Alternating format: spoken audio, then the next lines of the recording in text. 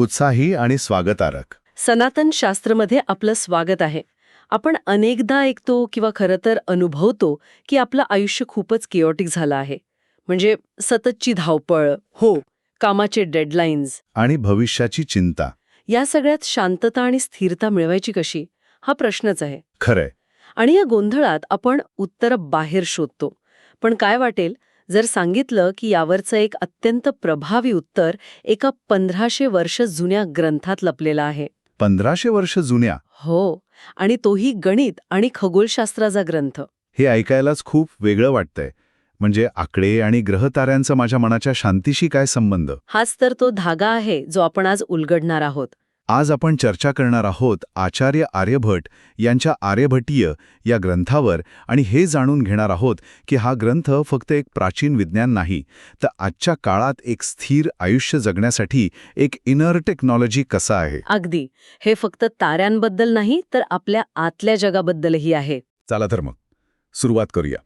मला वाटतं आपण अगदी मुळापासून सुरुवात केली पाहिजे. म्हणजे आर्यभट्टीय ग्रंथ येण्यापूर्वी जग कसं होतं, विशेषतः जेव्हा ग्रहण लागायचं तेव्हा लोकांची काय अवस्था असायची. आपण ऐकतो की लोक घाबरायचे, पण ती भीती नेमकी कशी होती? ती भीती खूप खोल होती.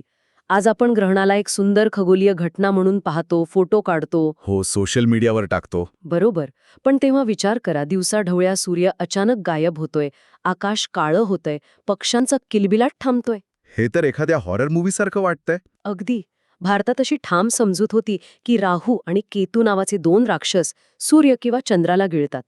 त्यामुळे लोक अक्षरशः जीवाच्या आकांताने भांडी वाजवायचे, जोरजोरात मंत्र म्हणायचे. म्हणजे त्या राक्षसाला घाबरवून पळून लावण्याचा प्रयत्न. हो, तसंच काहीसं. आणि ही भीती फक्त भारतातच होती का, की जगभर असंच काहीसं होतं? नाही, हा एक जागतिक अनुभव होता. बॅबिलॉनमध्ये तर ग्रहणाला राजासाठी खूप मोठा अपशकुन मानला जायचा.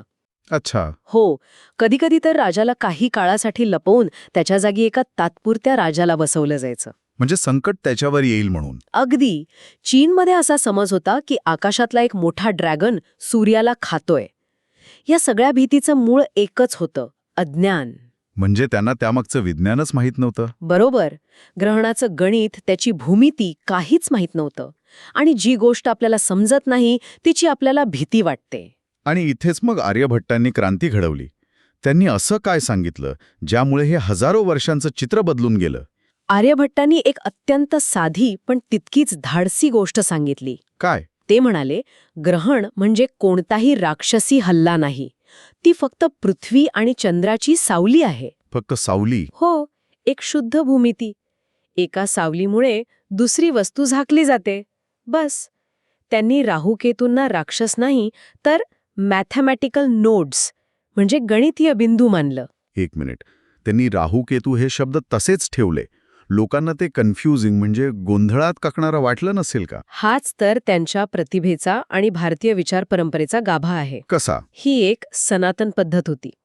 समाजाला धक्का न देता, त्यांच्या श्रद्धेचा अपमान न करता, त्यांना ज्ञानाकडे घेऊन जाणे. अच्छा. त्यांनी राहू आणि केतू हे शब्द कायम ठेवले, पण त्यांचा अर्थच बदलून टाकला. ते म्हणाले, हो, राहू आणि केतू आहेत, पण ते राक्षस नाहीत. मग काय आहेत? ते 2 अदृश्य गणितीय बिंदू आहेत, जिथे चंद्र आणि पृथ्वीची कक्षा एकमेकांना छेदते. कमाल आहे. म्हणजे शब्दांना धक्का न लावता विचार बदलला. अगदी. यामुळे झालं काय की लोकांच्या भाषेला धक्का लागला नाही, पण त्यांच्या विचारांना एक नवी दिशा मिळाली. भीतीची जागा हळूहळू जिज्ञासेने घेतली. हे तर म्हणजे आजच्या भाषेत कॉग्निटिव्ह रिफ्रेमिंग झालं. जसं थेरपीमध्ये सांगतात की तुमच्या नकारात्मक विचाराला राक्षस न मानता त्याला फक्त एक विचार म्हणून पहा. अगदी अचूक मुद्दा. आर्यभट्टांनी हेच कॉस्मिक लेवलवर केलं. त्यांनी समाजाला सांगितलं की तुम्ही ज्याला संकट समजत आहात ते संकट नाही, तर एक मोजता येण्याजोगी प्रेडिक्टेबल अशी खगोलीय घटना आहे. ज्ञानाने भीतीवर मिळवलेला एक मोठा विजय. हो. अचानक जे अनियंत्रित वाटत होतं ते गणिताच्या नियंत्रणात आलं. म्हणजे भीतीवर ज्ञानाने मात केली. पण हे ज्ञान नक्की कोणत्या स्वरूपात होतं? म्हणजे तो काही आजच्यासारखा पाठ्यपुस्तक नसेल? नाही, अजिबात नाही.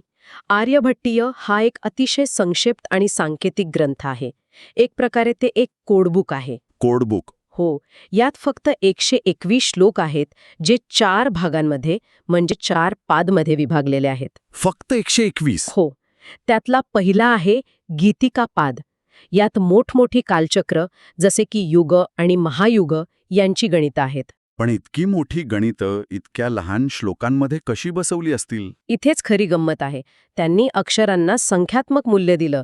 प्रत्येक अक्षराचा एक विशिष्ट आकडा होता. म्हणजे ते काव्यातून गणितं लिहित होते? अगदी आधुनिक भाषेत सांगायचं तर हे श्लोक म्हणजे एक झिप फाईल किंवा डेटा कम्प्रेशनचं उत्तम उदाहरण आहे. झिप फाईल 1500 वर्षांपूर्वी? हो, प्रचंड डेटा त्यांनी लहानशा गेय स्वरूपातील श्लोकांमध्ये बंद केला. अविश्वसनीय. याचा फायदा काय होता? 2 फायदे होते. एक, ते लक्षात ठेवायला सोपे होते, कारण ते गेय होते. आणि दुसरं, त्यात कोणीही सहज बदल करू शकत नव्हता. म्हणजे ज्ञानाची शुद्धता टिकून राहिली. बरोबर. एखादा अक्षर बदललं तरी गणिताचा छंद आणि अर्थ दोन्ही बिघडायचे. कमाल आहे.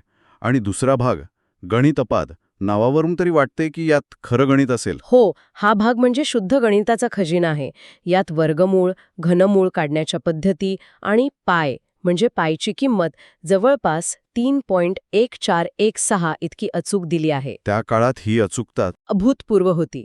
पण याहीपेक्षा महत्त्वाचं म्हणजे त्यांनी ज्या म्हणजे साइन या संकल्पनेचा परिचय करून दिला. साइन फंक्शन, जे आपण शाळेत शिकतो. हो, तेच. म्हणजे आज आपल्या फोनच्या कॅल्क्युलेटरमधलं साइन बटन कुठेतरी आर्यभटांशी जोडलेलं आहे. नक्कीच. विचार करा, आकाशातल्या वस्तू कोणीय अंतरावर असतात, पण आपल्याला त्यांचं प्रत्यक्ष अंतर मोजायचं असतं. ज्या म्हणजे साइन फंक्शन हे कोन आणि लांबी यांच्यातील पूल आहे. अच्छा. त्याशिवाय प्रिडिक्टिव्ह ॲस्ट्रॉनॉमी शक्यच नव्हती. आणि गंमत म्हणजे हा ज्या शब्द अरबी भाषेत जिबा झाला, मग लॅटिनमध्ये अनुवाद करताना त्याचा अर्थ वक्र असा घेऊन साइनस झाला आणि त्यावरून इंग्रजीत साइन आला. वाह! म्हणजे एका भारतीय शब्दाचा हा जागतिक प्रवास आहे. अप्रतिम. आणि तिसरा आणि चौथा भाग? तिसरा आहे कालक्रियापाद. यात कालगणना आहे, दिवस, महिने, तिथी, अधिक मास यांचं अचूक गणित, जे आजही आपल्या पंचांगाचा आधार आहे. आणि शेवटचं? गोलपाद. यात खगोलशास्त्रातील सर्वात क्रांतिकारी विचार आहेत. आणि तो विचार कोणता?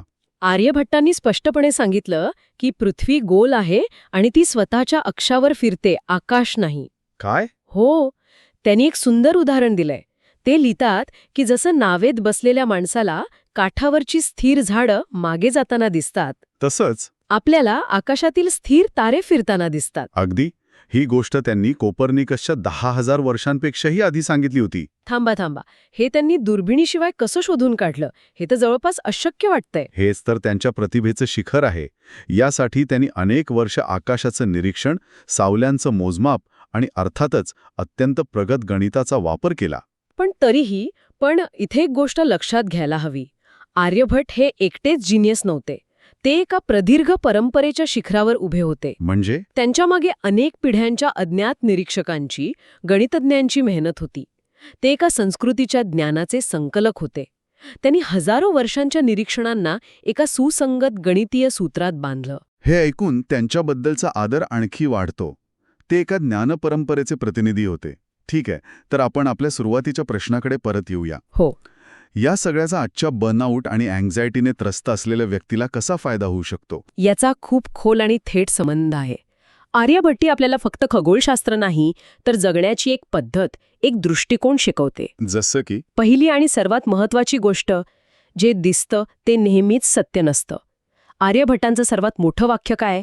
आकाश फिरताना दिसतं, पण खरं तर पृथ्वी फिरते. म्हणजे आपला अनुभव आणि सत्य यात फरक असू शकतो. अगदी.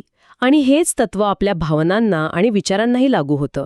आपल्याला वाटतं की मी रागावलो आहे किंवा मला भीती वाटतेय. आपण त्या भावनेशी एकरूप होतो. हो, ते तर होतच. पण आर्यभट्टीयेच्या दृष्टिकोनातून पाहिलं तर या भावना म्हणजे फिरणारा आकाश आहेत. ते येतात जातात. आणि आपलं अस्तित्व? आपलं अस्तित्व, आपला साक्षीभाव, आपली चेतना, ती त्या स्थिर पृथ्वीसारखी आहे. ती भावनांना पाहते, पण ती स्वतः भावना बनत नाही. वाह! आपल्या भावना म्हणजे फिरणारा आकाश आणि आपलं खरं स्वरूप म्हणजे स्थिर पृथ्वी. या एका विचारानेच कितीतरी शांत वाटतंय. यालाच कॉग्निटिव्ह ह्युमिलिटी म्हणजेच वैचारिक नम्रता म्हणतात. प्रत्येक भावनेवर लगेच प्रतिक्रिया देण्याऐवजी हे जे मला जाणवतंय ते खरं आहे का, हा प्रश्न विचारायला शिकतो. आणि याचा परिणाम? नाती सुधारतात, चिंता कमी होते आणि चुकीचे निर्णय टळतात. आणि दुसरी कोणती शिकवण आहे? दुसरी शिकवण म्हणजे हा ग्रंथ आपल्याला झटपट निकालाची सवय मोडायला लावतो. Instant gratification. बरोबर. आर्यभट्टांनी हजारो लाखो वर्षांच्या कालचक्रांचा, युगांचा विचार केला. ते महायुगांमध्ये विचार करत होते. याउलट आज आपल्याला प्रत्येक गोष्टीचा निकाल लगेच हवा असतो. खरंय, आपण खूप अधीर झालो आहोत. सोशल मीडियावरच्या लाईक्सपासून ते शेअर मार्केटच्या आकड्यांपर्यंत. अगदी. हा ग्रंथ आपल्याला दीर्घकालीन विचार करायला शिकवतो. कोणतीही मोठी गोष्ट घडायला वेळ लागतो याचं भान हा ग्रंथ देतो. तो आपल्याला कॉस्मिक पेशन्स शिकवतो. कॉस्मिक पेशन्स खूप सुंदर शब्द आहे. तिसरा मुद्दा कोणता आहे? तो म्हणजे आंतरिक अधिकार किंवा इनर अथॉरिटी निर्माण करणे. म्हणजे नक्की काय? आज आपण माहितीच्या महापुरात जगत आहोत. WhatsApp forwards, social media influencers, कशावर विश्वास ठेवावा हेच कळत नाही. हो, इन्फॉर्मेशन ओव्हरलोड. आर्यभटांनी काय केलं? त्यांनी हे नाही विचारलं की इतर लोक काय मांडतात.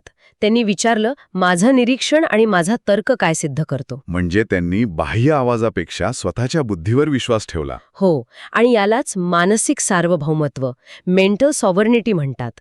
स्वतःच्या बुद्धीवर आणि अनुभवावर विश्वास ठेवायला शिकणं ही आर्यभटईची आजच्या काळातील सर्वात मोठी देणगी आहे. आणि हा ग्रंथ विज्ञान आणि अध्यात्म यांनाही जोडतो नाही का? नक्कीच.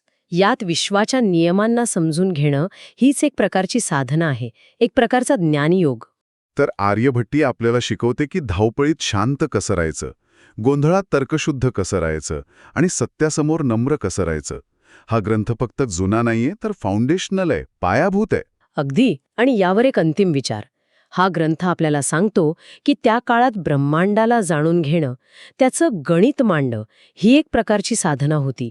ते फक्त इंटेलेक्च्युअली क्युरियस नव्हते, तर ते एका मोठ्या कॉस्मिक ऑर्डरशी, एका वैश्विक व्यवस्थेशी जोडले जाण्याचा प्रयत्न करत होते. अच्छा. आता विचार करा, जर आपण आपल्या कामाकडे, मग ते कोडिंग असो, फायनान्स असो किंवा घरातलं काम असो, फक्त एक नोकरी म्हणून न पाहता एका मोठ्या वैश्विक व्यवस्थेशी जुळण्याची माझी पद्धत म्हणून पाहिलं, तर आपल्या कामात आणि जीवनात काय बदल होईल? हो, खूप खोल विचार आहे हा. कामाला साधनेचं रूप देणं, त्याने कामातला अर्थ आणि आनंद दोन्ही वाढेल. खरंच 1500 वर्ष जुन्या ग्रंथात आजच्या आयुष्यासाठी इतके दिशादर्शक विचार मिळतील असं वाटलं नव्हतं.